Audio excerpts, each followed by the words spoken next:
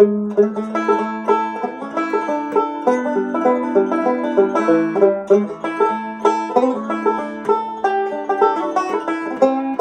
Lauren. And I'm Annie. Welcome to BRF Barf. Hi, guys. Hi. How you been? I'm great. Yeah? Yeah. You've been great. I've been great. I'm on my way up. Yeah. We have all kinds of exciting stories, news, triumphs, tribulations. No, less tribulations, more triumphs, and just exciting things for spring. And we're getting in gear and being, people in the world again, and also learning to race. I'm getting ready to talk about buttholes. No, actually, God. I actually Coming don't in think. hot. I actually don't think we have any butthole talk today. But I could be wrong. Well, I mean, I'm sure I could conjure something from the last race if you All just right. give me a minute. Yeah. But first, New Patreons. Should have practiced the harmonies. First, we'd like to say thank you to our new, very lovely friend, Abby Kirkpatrick, whose name we got right when we just said it now. Yay, Abby! Yay! Hi, friend. Our new friend from Running Club. I love this. She's the best. Also, Carrie Swafford. welcome. Hi, You're Carrie. an official barfer. Welcome, Monica. Secret last name. Last name omitted for privacy. Maybe. We're making a lot of assumptions. Yeah, we are. Thank you, Monica. Welcome. Oh, An old friend. Nicolette Watson. Welcome, friend. Nicolette, oh. We miss you, and we love you, and we think you're the greatest. So we met her. We met you, because we're talking to you. Directly into your ear bowls. At our very first speaking engagement. Yeah, we did. So You have a special place in our hearts. You've been a long time Patreon, even if you're just doing this piece now. And then finally, our new Patreon, Heather. Last name starts with an S. And I'll be gentle and not say it because I feel like I'll just get it wrong. Stale. Thank you for Steel. joining us. Stale. You rule. Mm-hmm. Hope you're running right now and did a little hop, skip, and a funny little dance on your bike path. It's very prescribed advice. I like it. We would love to share with you a race that we did this winter called the Winter Wildcat. So it was just a few weeks ago, and we wanted to talk about it immediately. I don't think I've wanted to talk about a race quite as immediate as this one in a while, but I had a road trip to New Mexico that impeded our recording timeline. Yes, Annie abandoned me for more than a day at a time, which means that I just laid on the floor, rocking back and forth and sobbing. And we both nearly perished to dust. Except for that we FaceTimed 4 to 6 times a day, every day. We're completely fine as individuals. We're whole and valuable beings. Total people on our own. We don't have to be by each other all the time. Nor do we have to share every feeling, thought, or fart that we make. This is a very healthy relationship I without any codependency. agree. Hey! I like this.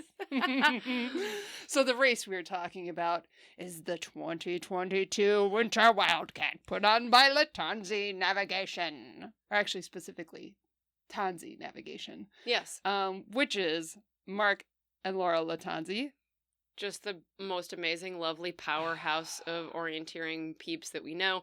Mark Lattanzi famously has written an excellent book on orienteering. If you have not gotten into orienteering or want to read more about it, he's written a book called Squiggly Lines. And specifically orienteering and navigation in the context of adventure racing, which is a pretty nuanced topic because a lot of other navigation and orienteering books are actually focused on just getting around, not necessarily making route choices. And like I know I've alluded to this before, but there's a whole section on folding a map, which is not necessarily a thing that you need to focus on in a non-race format, Sure. but definitely when you do in a race format. So Sure. the format of the Winter Wildcat, I think, is really interesting.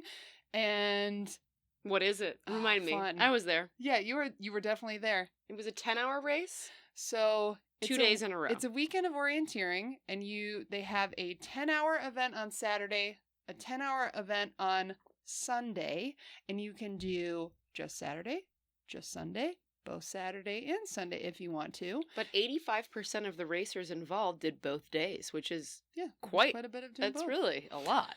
And each day is in a Rogaine format. And for all you experienced folks, you can tune out for 20 to 25 seconds. But I think it's important to give context for anybody that this is their very first episode.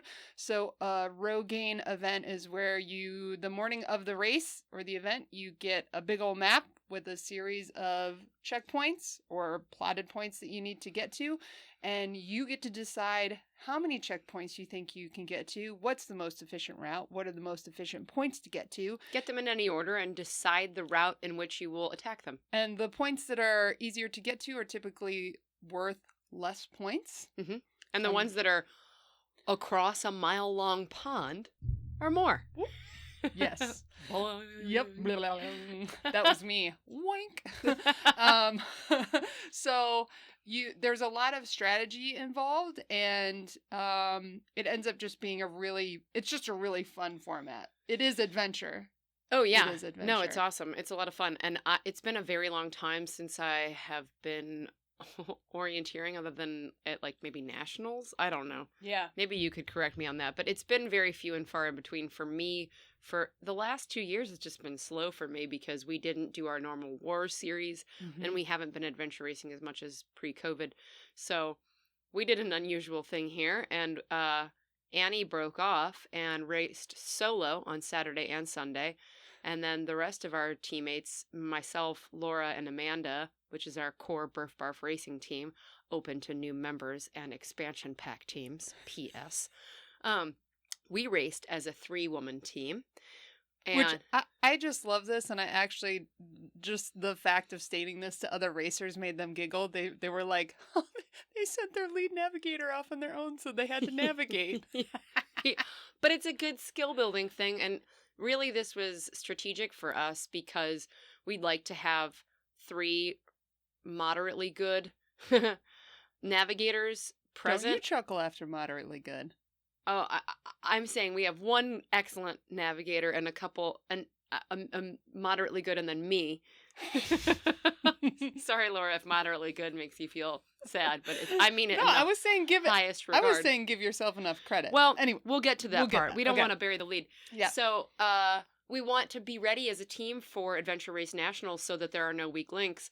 And when I say weak links, I mean I'm not going to sleep in a ditch while everyone else looks at the map. And there are just times in the longer events that my brain doesn't work, whether it's heat, tired, whatever.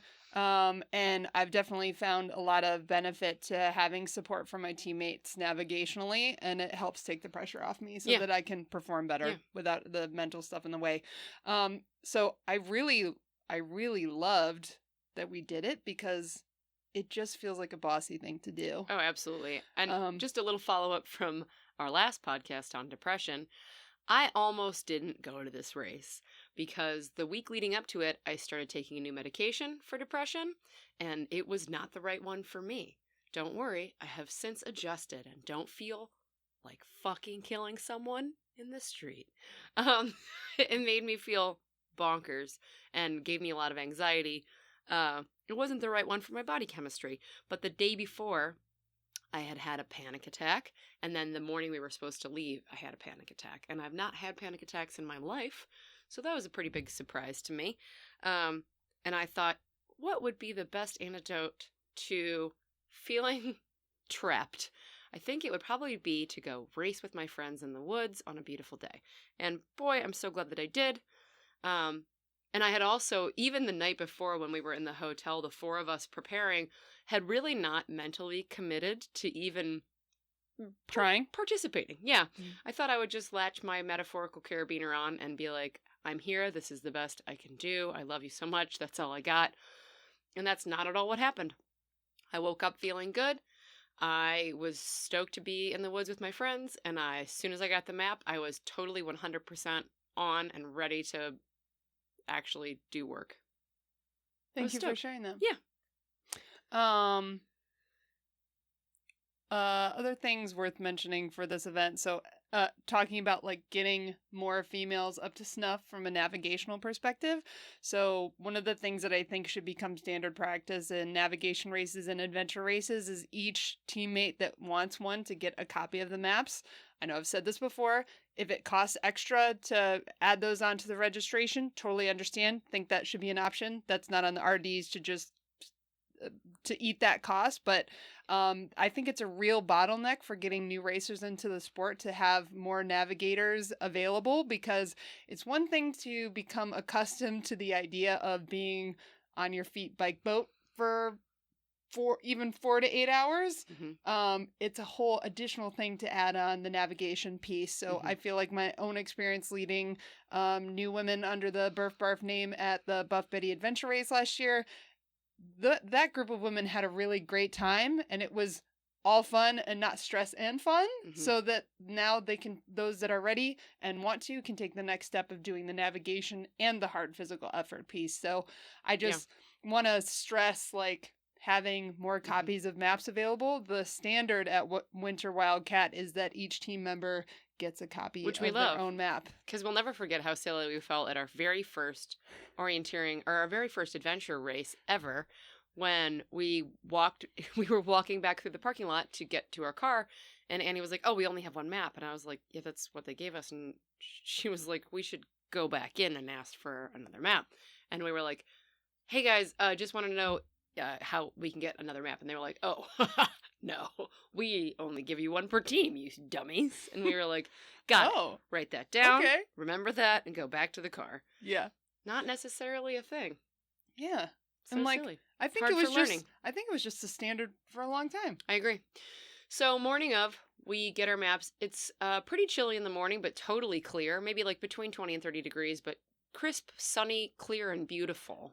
Booger solidifying cold. It was in the early morning. Yeah. I was stoked to get out there. We had we really, really underestimated regarding how many checkpoints we had planned to get. We had sort of stayed moderately close to maybe this towards the center of the map and said, here's what we think we'll do. And we immediately were knocking off checkpoints, and 13 and a half minutes was our average for our first 8. And we were like, wow, we really need to recalibrate. And then turns out we didn't need to recalibrate because we got kicked in the nuts. Oh, I want to set the scene a little bit here too on landscape. So we were in West Virginia on this giant, fucking beautiful Boy Scout reservation. It's my favorite kind of place to be. Holy shit. Wherever there are Boy Scouts, there are amazing things to do and play with and see. I mean, obviously in the past I've had a really hard time getting behind the Boy Scouts, but the Scouts. It's the Scouts now, not the Boy Scouts. All right. Cool. Because it is gender inclusive. The Scouts. Well, yeah, so they've had a philosophical shift. Yeah. But in the past I've had a hard time getting behind the Boy Scouts. But here we are now. Yeah, here we are now. Also, we've done events on Scout camp sites before. This is unlike anything This was next level. Gigantic brand new buildings, facilities everywhere, beautifully constructed bridges, like high level concrete bridges, and sculptures and historical plaques and half pipes and archery ranges. Yeah, really you saw more of the amenities than we did because you went on the second day. Yeah. But we still saw quite a bit of cool stuff. Yeah. So that's the scene.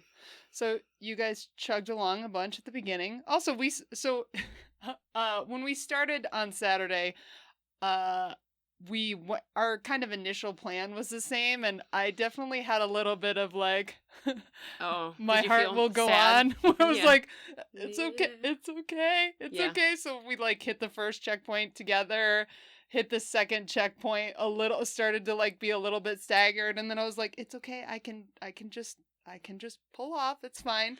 But I was like, I think I spent the first hour of the 10 hours being like, did I make a mistake? Did I just go with the rest of the team? I also felt that sadness for you, and then I was so busy actively looking at the map and trying to help. Hell yeah. But I would like to note that even within the first hour of the race, Annie pulled away from us, not because she was running faster than us, because she was navigating better than us, and just I don't know. In looking at our 2 dots, so I chose a different route than you after the second checkpoint, but I don't think I was ahead of you. Here's the math of the day. Annie beat us in points. I'm just going to skip ahead because I don't give a shit about the rules. Annie hiked all day, vigorously hiked, and we ran almost all day, and she still beat us. So a lot of our time was spent putting 3 heads together and figuring out where to go next. We did get hung up on 2 different checkpoints, one of which was one that everybody else had a hard time finding, but you attacked from a different direction and got it. Yeah. 20 or 60, I can't remember. 20, I got. You guys had a hard time with. We both had a trouble with 60. Neither one of us got it. We both had trouble with 20. I got it. Well, good for you. Yeah, I will say good. I finally old man in jean shorts somebody, which is when you're not going nearly as fast, but by simple efficiency things, you're able to come out in front. But honestly, you guys, I think you would have come out ahead with like the tiniest tweaks. So, for example, well, let's see. Oh, we said we don't give a fuck to the timeline. No more linear shit. We're just gonna skip around wherever we want. Our video is mirrored. Time and space is flat. Nothing matters. Okay. So when you went in to turn in your punch at the end of the event, your team of 3, you got your little printout that said what your checkpoints got. And one of the checkpoints said, already visited. And the 3 of them were like, well, what is this? I don't want to make sure that we get our points. And they went back up to the I would like to clarify that the last checkpoint we went looking for was one of the last checkpoints we went looking for was close to this creek. And we spent a lot of time going up and down the creek side looking for it. And Laura was, I'm confident that she won't be mad at me for saying this. She was possessed in a crazy Annie Nationals way. And Amanda and I were looking at each other and doing that thing that Laura and I usually do behind you, going, we gotta get out of here now. We gotta get her. And this was at the end? Yeah. Okay. And we found it, and we were thrilled that we found it. I can't remember if that was the last one we got or the third to last one we got, but we were determined to get this particular checkpoint. And then you ran it in after that, right? Oh, like flew. Yeah. And then we discovered when Laura took the chit back up to TanZ that was one that we had gotten first. It was the first checkpoint we got of the day. And this is why, just a little pro tip, you take a Sharpie and you mark out the checkpoints that you've accomplished as you go. Do you disagree? Oh, no. Also, it's hard when you don't have a passport. So because you're doing e-punch, which makes a lot more sense in a lot of ways, you can get your results downloaded immediately. It's a lot easier on the race organizers. Yep. The TanZ organizers. You said it. But if you don't have a physical passport that you're punching each checkpoint stop, I gotta talk with my hands, then you don't have a way to keep track of what you've gotten to already. That was our mistake, but we did feel we felt called out, but in a good way. We got to get prizes for being the ding-dongs of the day. We got to go up and pick out t-shirts or bottles of wine or weird Snuggies if you wanted them, for just being the dummy anecdote of the day. Yeah, which is I'm great. fine with that. You also weren't the only dummy anecdotes of the day. True. Yeah. And it's funny because it's with this kind of racing, your perception of how you're doing, and then like sometimes days later finding out. I mean, and we didn't even know how we placed when we finished or after the award ceremony. You just don't know until days later when all of the results are in. So it's really hard to like compare those two things because we were like, we're fucking crushing. And then we were like, did we get first? No. Second? No. Anything up? No? Okay. No. And it's such a weird experience. And it's one of the things that I love and hate about orienteering. While you're out there, you have no idea how you're doing. No. You don't know how other people are doing. You don't know how you're doing. Mm-mm. You can't gauge like, am I doing great for me? Am I doing bad for me? And then you get to the end and you're like, okay, these are my results. How does that compare to anybody else? It's such a weird experience. And like, it's also kind of like centers you a little bit because you'll never know how you're doing. So it doesn't matter. That is very helpful. Like, unlike racing in any other way, you're not like the mind game thing is not Like, because if you see someone fly by you, it could mean absolutely nothing. It could mean nothing. They could be way behind you. They could Yeah. be fucking up real Yeah. bad. Yeah. They could be running back to the finish to stop at 4 hours Yeah. for the day. Who knows? Who knows? We also completely miscalculated the level of density of the wood when we saw like dark green areas on the map, and when we got there we were like, oh, this is actually quite runnable. The rhododendrons were not as dense as we expected them to be, and the forest was not as brushy as we expected it to be. Yeah. So a lot of the sections where we thought we were going to have to slow down considerably, we didn't have to at all. Or there were spots that I just decided to go around entirely based on the vegetation marked on the map, which was I've never been able to use the border of a vegetation as accurately as I have in this really map. good It was map. astonishing. It was cool. It was astonishing. Yeah. But yeah, in my mind, anytime rhododendron is present in an area, the only rhodo I think of is the rhodo at Shoplobe, which is impossible to pass. That rhodo, bro. Rhodo. You have to Frodo. You have to Frodo the rhodo. You have to Frodo the rhodo, bro. You have to get down like a hobbit and crawl. And that was not the case here. I actually had a whole hillside that I glissaded in snow under an entire patch of rhodo. Wow. It freezed my butt cheeks off, but it was very fast. There was also a lot of cliffs in this area, like red clay cliffs. Because of strip mining. And we had expected that we were going to have to be really careful about not cliffing out when we were trying to make an attack. And it turned out that never happened to us, which I was really grateful for. We were really cognizant of, like, the walls were really clear on the map of where the cliffs were, and we didn't get to the edge of anything and pull an Ozark bluff off. Well, good for you, I did. Well, that was one of the things that we did well. And then I got out my base jumping wingsuit and I flew down, got stuck in a rhodo. So I won. I had a really, like, crystal clear, lovely moment. We were on this ridgeline looking for this hidden thing. I can't even remember if we found it. My race stories have nothing to do with winning or checkpoints. They're just about my feelings. Yeah.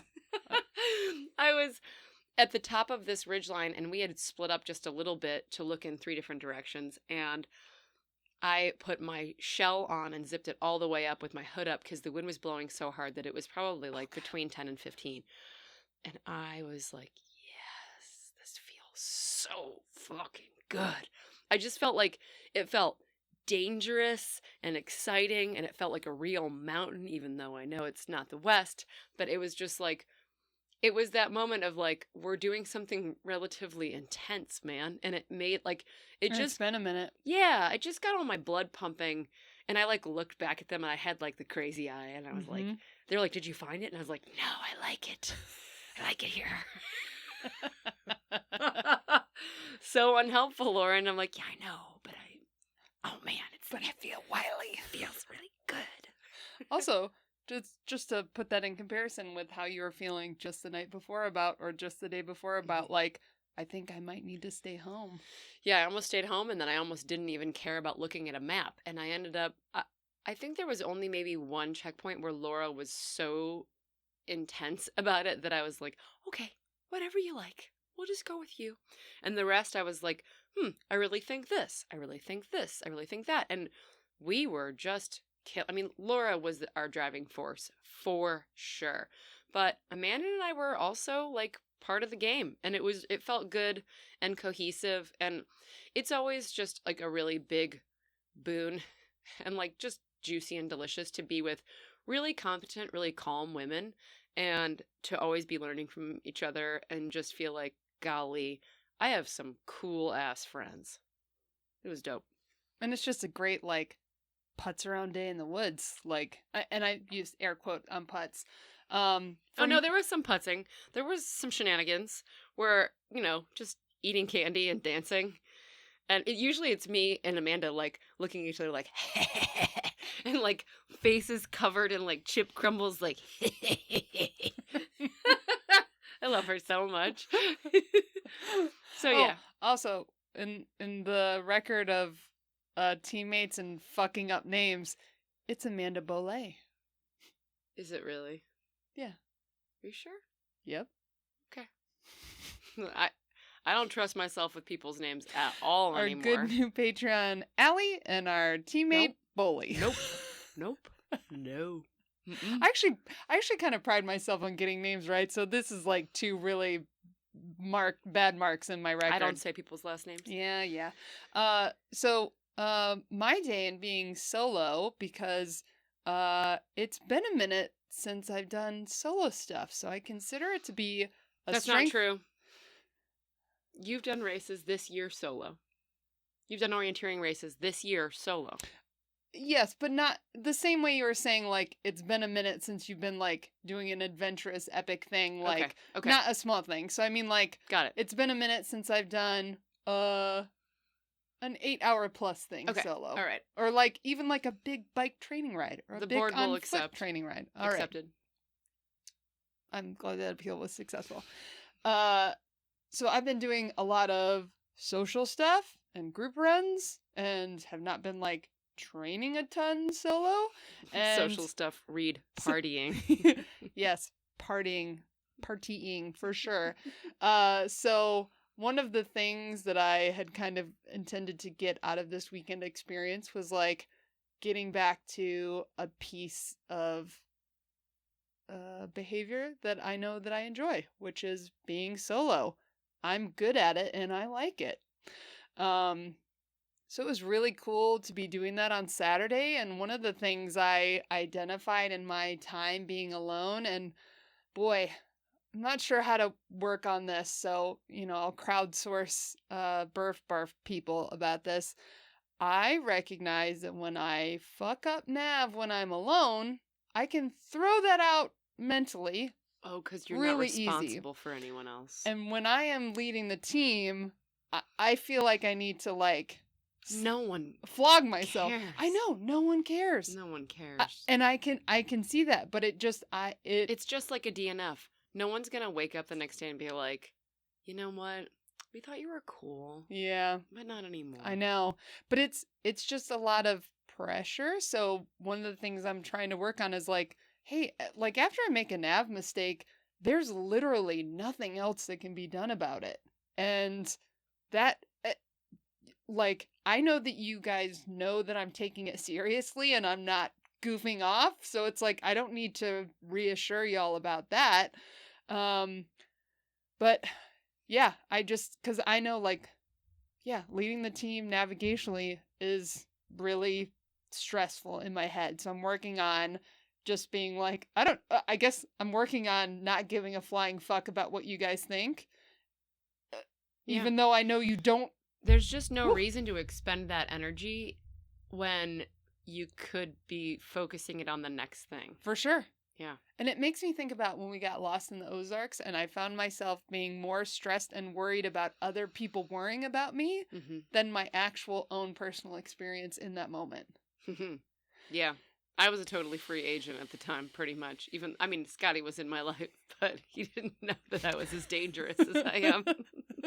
I'm like, I don't know. I don't feel like I give too much of a flying fuck about what other people think in my day-to-day life, and somehow, and probably because I hold all of y'all so dear and deep to my heart, I just want to be doing the best that I can for you. But no one is perfect. No, unload your sled. Yeah. Of the garbage feeling of guilt. Yeah. Totally useless to you. And us. I've been talking in therapy about, like, when I do the work to, like, set down a heavy thing, not picking it back up. So I just need to work on setting this heavy thing down and leave it. Yeah, don't eat food that you throw on the floor. Annie, take? No, leave it. Annie, leave. Leave it. Leave it. So that was one of my takeaways from Saturday is like, I need to maintain the same calm composure that I can by myself when I have other people that are relying on me in that same way. I have another very groovy takeaway. I spend time talking with my solid bud, Taylor Bud. And she and I were talking today about this concept of kintsugi, which is the, I believe, Japanese art of, like, when an item breaks, that it's repaired with, like, a gold. Yeah. I know of the this. golden joinery. So I feel like when we're talking about mental health, again, as it relates to racing, I did come into this race, like, feeling shattered, like, really, like, busted up, like, I'm a broken person that I'm not even sure I can be a social person in the world. And like glued it together with some broken chips, tailwind, boogers, friendship, those kinds of glues. And I thought, it like being a perfect solid person, like you're talking about, like being this perfect like racer that knows just where we're going all the time. That's not what makes this an enjoyable affair. If there was a great level of ease and we got all the checkpoints and we ran we ran perfectly and we could run so well and so fast and we always won, like that would not be the journey. That would not be the joy of this. And for me, like, I feel supported very much by this adventure racing community. People came up to me the morning of this race and after the race to say thank you so much for what you shared on the podcast. And I tried really hard not to cry. But I felt like I came in with the golden cracks of like dealing with mental illness right now and mental health. And like, that's what made me feel beautiful. Oh no, we did it. We did it to ourselves again. We come here to cry, laugh, and fart. Yeah. So, thanks, Taylor, for that beautiful insight into, like, what a beautiful thing that adventure racing does for me. And the community. Jesus Christ, the community. I know. It was really a shot in the arm. Woo, boy. So, thanks. I feel good now. So, we got done with day 1. We were wind chapped to high fucking fuck. Oh my God. We will post a picture of how insane we all look, especially me, and also Laura too.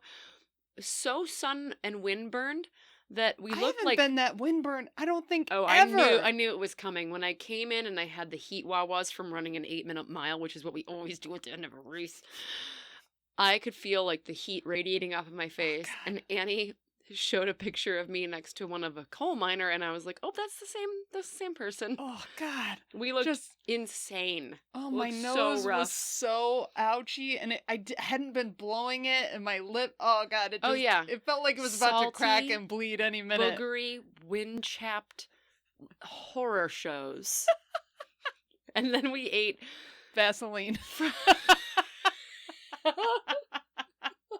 Gets the poop to slide right out. We ate the saltiest fries we've ever eaten, so our faces and bodies were just filled with salt. Yay.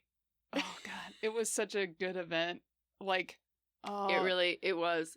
I feel like I haven't had a good race provided dinner in maybe Adventure Race Nationals? I keep wanting to hold back because I keep assuming, don't listen to this in your minivan with your children. I just wanted to say, it just filled all my holes. Yeah, filled all my holes with food, salt, and gold cracks. Salt, Vaseline, love, kinship. Yeah. So you guys headed home on Saturday evening, which is crazy to me, but okay. Hysterical time. Amanda, what time did you get home? 11:30. That's not crazy. Amanda was worried that she had not previously asked me if I was a Taylor Swift fan. And her friends were like, "So I know you've got new friends, but like, did you ask them if they're Swifties?" And she was like, "I feel real nervous about it because I just don't know if that's a cool thing to do." And I'm like, "What if they don't? And then I'll be really hurt." And I was like, I literally grabbed her arm in the car and I was like, "You don't even know." We talked about like Taylor Swift's whole history, like everyone she's dated, our favorite albums, our favorite lyrics, everything, and we just... And Calm Toys during this time was? Sitting in the backseat, phoning like a 16-year-old, and occasionally popping in to sing. Mm-hmm. Mm-hmm. But we also did some screaming of Celine Dion and some other meatloafy level garbage. Good. But now we are truly fused by our hearts, for we are Swifties. To think I was just sleeping in a hotel room. I missed it. So how was your day 2? So day 2, another 10-hour day. I felt real fucked up after the first day. Like, yeah, because you had said you weren't even sure if you were like, yeah, maybe I'll go, maybe I'll phone it in. Yeah, I was joking with Abby Perkis and Brent Freed. Brent F. Yeah, I'm gonna go with that last names. God, man, I think I've just gotten in my own head. It's I like know. it's like when you tell yourself don't lock your keys in the car, and then you're like, I just did it. But they were also doing day 2, and we were like, we can just go to a movie and get some beers, right? Let's do that. Yes, but you know that historically, every time we say, like, we'll go and we'll just do what we can, we end up being like, Well, yeah, peel and your face off. I mean, that's kind of the whole point. So it was very freeing to be like, I can go in the morning, and if I look at the map and I think, not today, fuckers. I just won't. Or if I go and I'm like, 2 hours. That's it really the whole is. thing. It is freeing to say, like, whatever Yeah. I want to do, I'll just do. Yeah, it's like when it's like, don't commit to doing a 5-mile run. Just go out and say you're going to do 15 minutes. After 15 minutes, you're not going to stop. Right. You really won't. Boy, I could use that wisdom right now. I felt real crunchy after the first day, and got up Sunday morning, and it was supposed to be much nicer on Sunday, which ended up being nicer. It was a lot more sunny, but it was still very cold in the morning. It was actually colder in the morning than it was the first day, and then was supposed to get hotter than the first day later in the day on the second day. Day 1, 2. For 1, 2, 1, 2. crunchiness perspective, I couldn't walk for 3 more days after that day. Yeah. So, wasn't sure how it was going to go. Got my map. There was kind of a sensible way that there was like a northern loop where the points were more compacted together, and then a southern loop where they were maybe worth a little bit more but spread out more. So I told myself, well, I'm going to do the northern, more compacted loop, and then we'll see what happens. I had mapped out some stuff in the southern loop. It was really cool because, again, of how large this scout camp was. The day 1 map didn't maybe overlap the day 2 map 2 kilometers, maybe? Does he even set it all up? I know. He and Laura both set the points. They're so baller and also so kind and lovely. What a good combo. Skillful and nice. And good looking. Very, very good looking. Like, they're both really cute.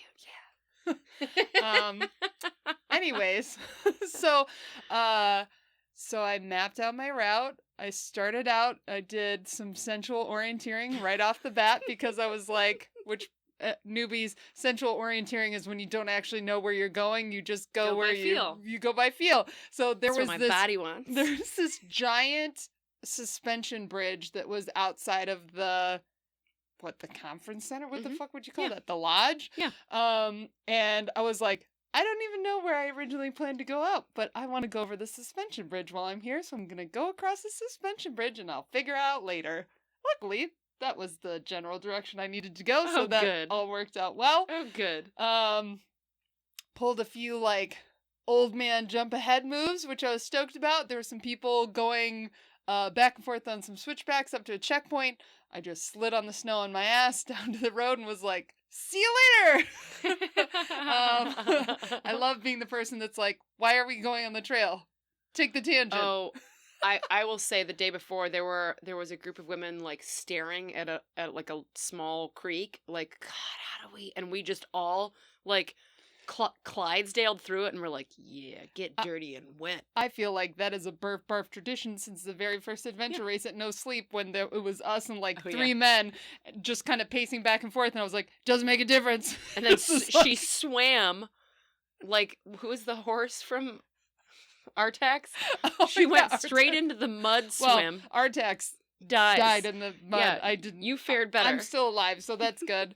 Sorry, go back to your switchbacks. Yeah, go back to switchbacks. So did the northern loop. It was interesting because and I still would love I love a race debrief with navigation events because I was on this like northern loop and I ended up going counterclockwise. I'm pretty sure every single other person went clockwise. I went clockwise. Oh. They went counterclockwise, and I was like, what did I miss? Maybe it didn't matter. Maybe it didn't matter, but one of the fun things they did at this event and do at other orienteering events is stick like a $20 bill on a checkpoint, and if you happen to be the first person at that checkpoint, you get to yoink a few hard dollars cash, cold cash dollars. Take 2. I'm not having a stroke. I'm great. So I went to this first checkpoint that was in the middle of a swamp. And I got to yank off the tiger tail that was attached to it, which meant I got $20 from TanZ at the end of the event. Everybody loves a good random tiger tail Fuck hanging yeah. from a tree. If you did like the sport you did before, you're wrong. Come do this one. Yeah. There's weird shit hanging from trees, and you can get $20 for winning it. And I had to shimmy out on a log to get the checkpoint and grab the tiger tail. Hell It yeah. was so fun.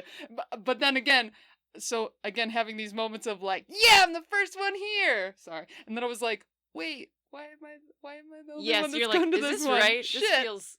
It's sort of like the adventure racing version or orienteering version of Preems, where it's like whoever finishes this particular lap the fastest gets this. So or like King of the Mountain, Queen of the yeah, Mountain you can stuff. like blow it out to go get a tiger tail. Yeah. Or you could be strategic.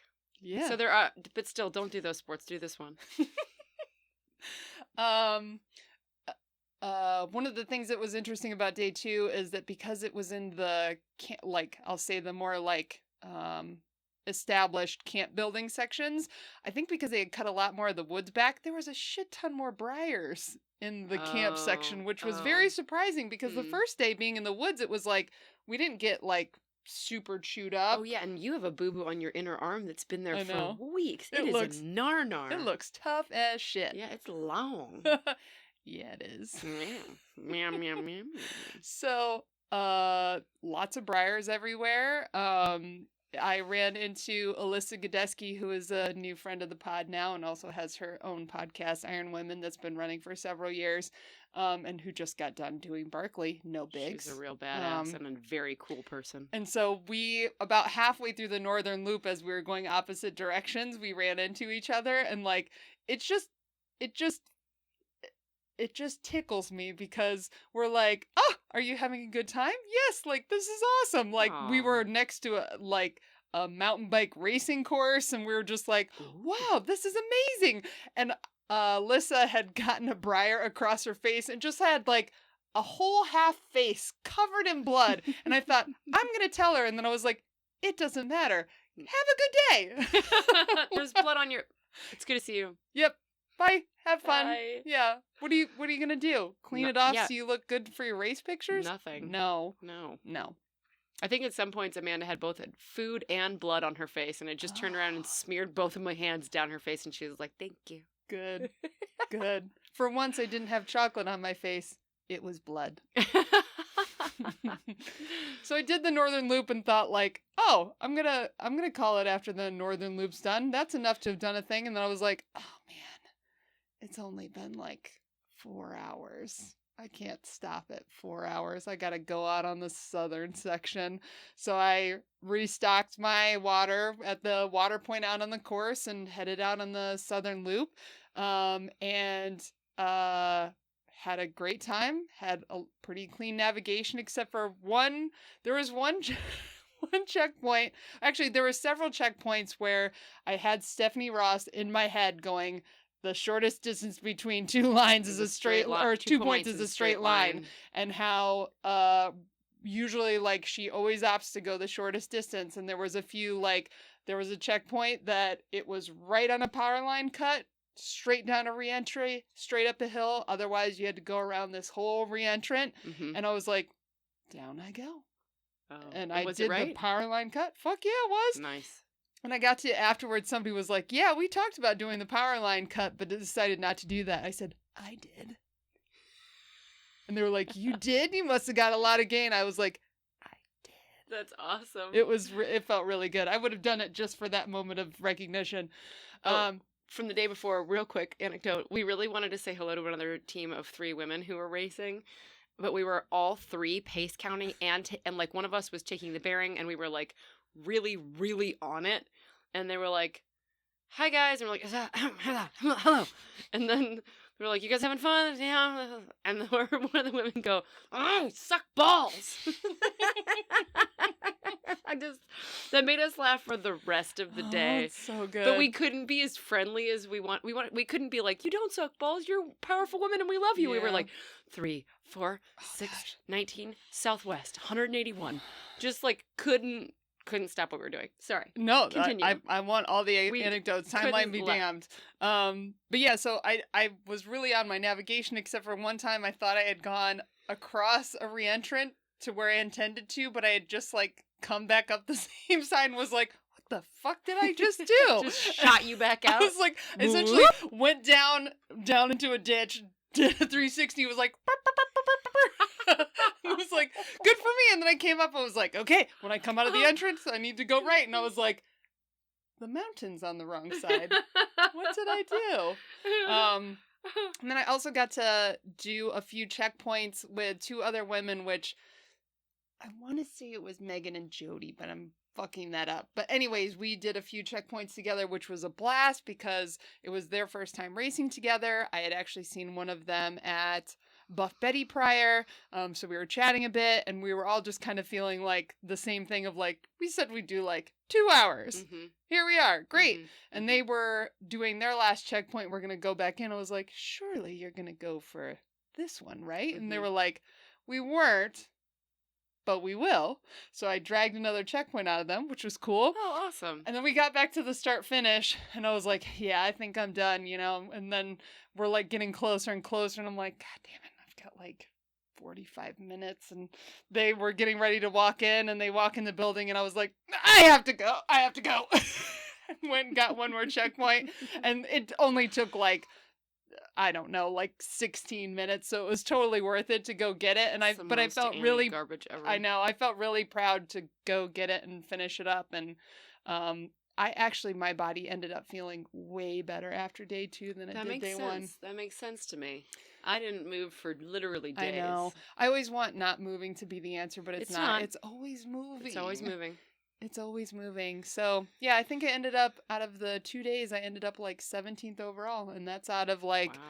individuals, 120? teams of 2, teams of 3, teams of 4, whatever. I have no idea. Wow. But I was super stoked because I Do just... you know how you did amongst solo women? No. I think Alyssa was the only one that went ahead of me, but she did Barkley. So Yeah. second, maybe.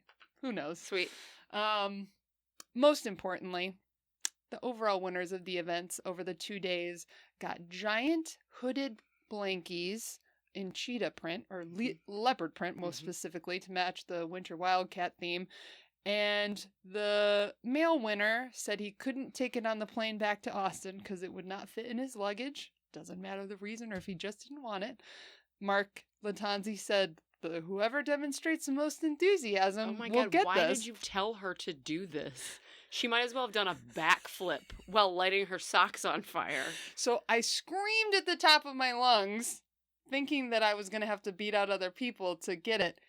And you were the only I person think making I noise was in the whole just cafeteria. the only one screaming in the whole cafeteria, which No one will par ever for the say course. that we're not enthusiastic. So- This we've got. I felt weird for about 5 minutes, and to quote Lauren Kraft, she said, gotta be you. Yeah, you do. And I'm a person that screams for a leopard print hoodie Oh, yeah. blanket. Oh yeah, if I'm in like a stadium, if I'm in like a hall of 500 people and they're like, "Who wants to come up and jump into the hoop of fire?" I'm gonna be like, "It's me, dummies.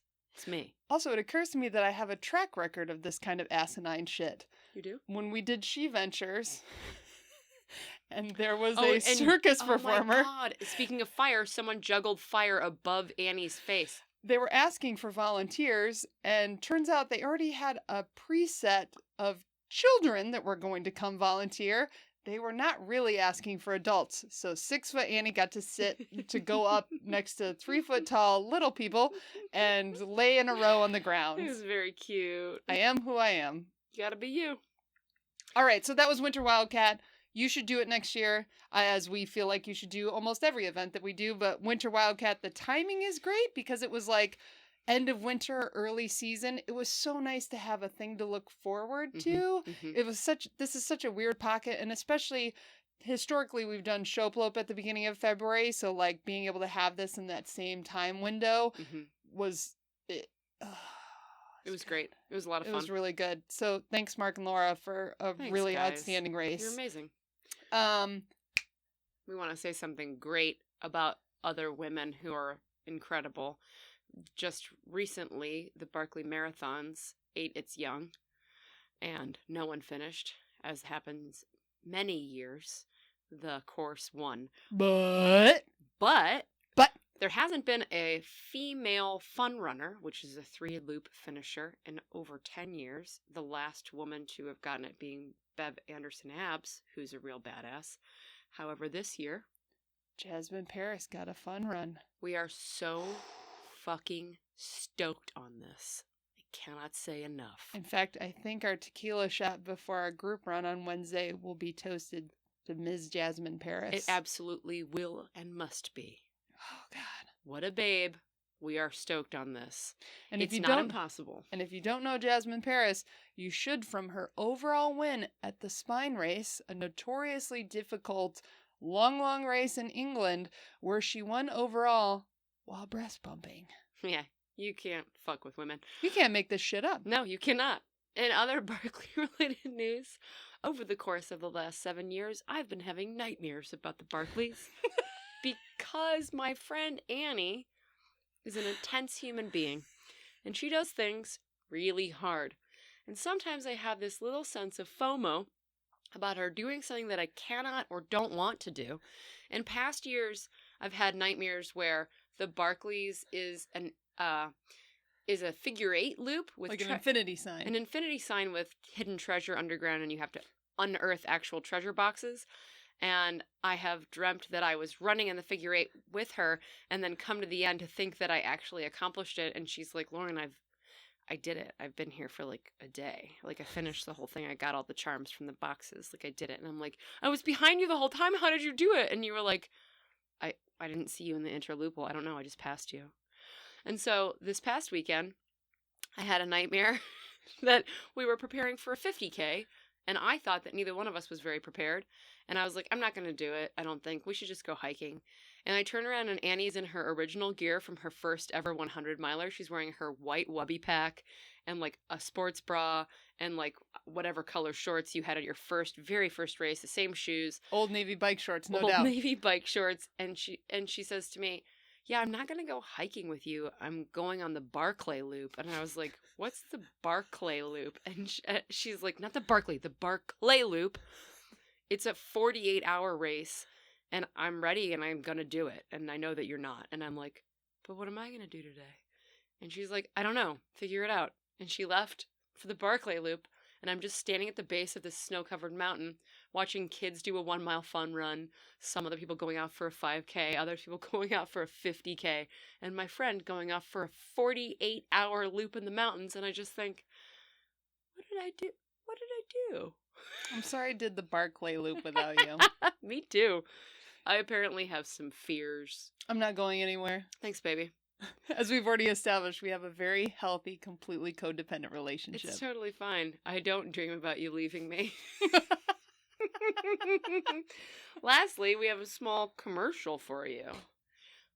Coming up at the second weekend of May this year at Willow Creek Retreat Center near Athens, Ohio, is the Women's Adventure, an introduction to women's adventure racing hosted by BRF Barf and Fluff Bakery, called Bushwhack. Annie. What? Would you say that one more time? Bushwhack. Bushwhack? Leave me alone. I love it. Okay. I mean, if you know, you know. And if you don't, you will. Yeah.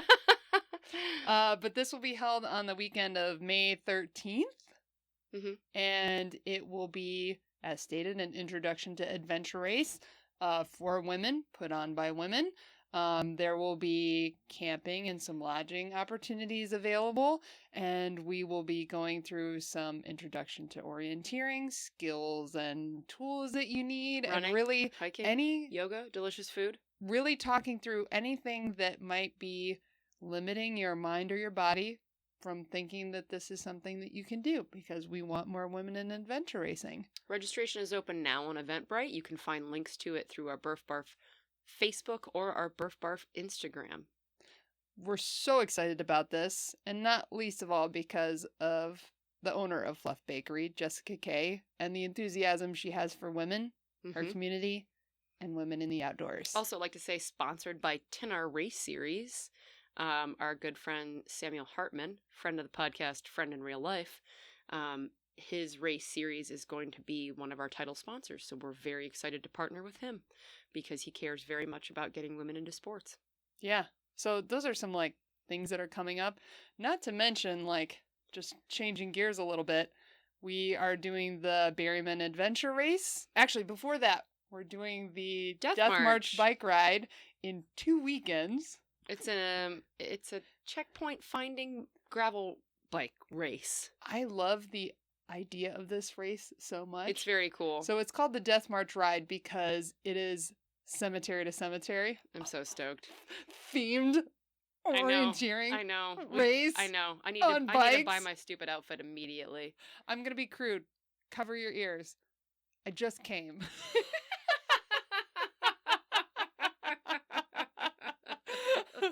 But I'm so stoked for this. I'm going to smash my microphone into my face. But yeah, I'm super excited for that at the end of March. And then we have the Berryman Adventure Race like 2 weeks after that, which will be our first BRF Barf Racing adventure race of 2022, if you can believe it. So good things coming up. Nice weather's happening. And maybe last, certainly not least, because I can't resist sharing, because I feel like we have to share at some point. We've been doing a group run on Wednesdays. We've alluded to it. Yeah. If you notice any hesitation in our voice, it's only because it's precious to us. It's very precious to us. We care about it. It's special. We care about it so much we've been hogging it for ourselves. But now we'd like to very gingerly and nervously share it with all of you. The Granville Run Club. The Granville Running Club meets at the Seek No Further Cidery in Granville, Ohio at 6:15 for a 15-minute warm-up and at 6:30 for a 5K run every Wednesday night, followed by ciders, friendship, and a shared time around the hearth. If you come and you're an asshole, we'll never forgive you. You will be disinvited. However, we can't say enough how much we like this group and this run. Hosted by my main Aaron Olber. Return of the Mac, Aaron Olber. Who's the most enthusiastic creature who ever lived. And also kind of co-hosted and supported by Trent Beers, who's the owner of Seek No Further. Just the most lovely, tender, wonderful human beings we have met in a long time. And we're extending this invitation to you because we love you enough to share with you the things that we love. So come join all of these cool people. Don't be a dick. Hold hands with us. And especially as the weather gets warmer, there's no reason you should be anywhere else on a Wednesday. I kind of agree with that. Join us. Until next time. We are BRF Barf!